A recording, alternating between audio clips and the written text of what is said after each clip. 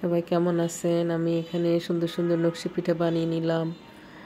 তো সবাই কেমন হয়েছে জানাবেন, তাই আপনাদের সাথে শেয়ার করতেছি। বিসমিল্লাহ। এখানে আমি 1 কেজির মতন চাউলের গুঁড়া নিয়ে এটাকে ভেজে নিলাম।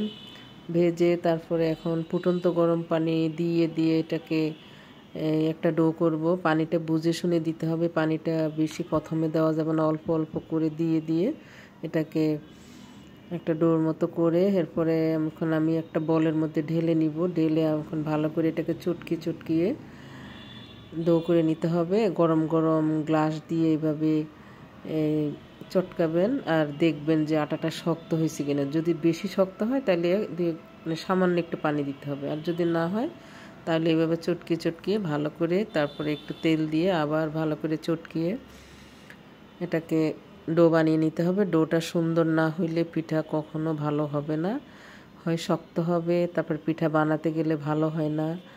তো এখানে আমি তেল দিয়ে ভালো করে চটকিকে এটাকে একদম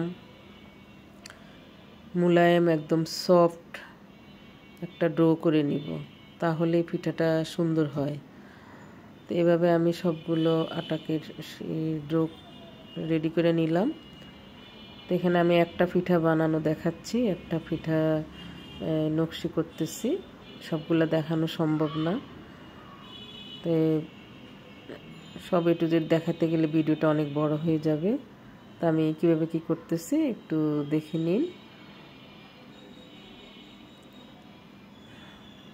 এই পিঠাটা বানানো আসলে অনেক কঠিন, যেমন ডো করাটাও কঠিন, তারপরে পিঠাটা নকশি করা। দোকান থেকে তো কিনে খান অনেক দাম দিয়ে, তো বাসায় এভাবে বানিয়ে নিতে পারলে কত সুন্দর। এরা তো দোকানেরগুলোতে এত নকশি থাকে না, শক্ত থাকে পিঠা। তো আমার প্রথম ভেজে নিলাম, এখন আমি দ্বিতীয়বার ভাজতেছি। এটা সেকেন্ড ভাজা। তো প্রথমে ভেজে এটাকে 10-15 দিনের জন্য, 20 দিন 1 মাসের জন্য রেখে দেওয়া যায়। তো এখন আমি এখানে শিরা করে নিলাম, গুড়ের শিরা করে নিলাম। শিরার মধ্যে চিনি, গুড়, তারপরে একটু গুঁড়ামরিচ, লেবুর রস সব কিছু দিয়ে শিরাটা রেডি করতে হবে, আঠালো হবে। আমি এভাবে সবগুলো গুড়ের শিরার মধ্যে দিয়ে দিলাম ভেজে। দেখেন কেমন হয়েছে সুন্দর পিঠাগুলা, খেতে অনেক অনেক সুস্বাদু। একবার খেলে বারবার তো খেতে ইচ্ছা করবেই। তো দেখেন আমি একটা পিঠা ভেঙে দেখাচ্ছি, একদম নরম সফট হয়েছে, মুসমুসে।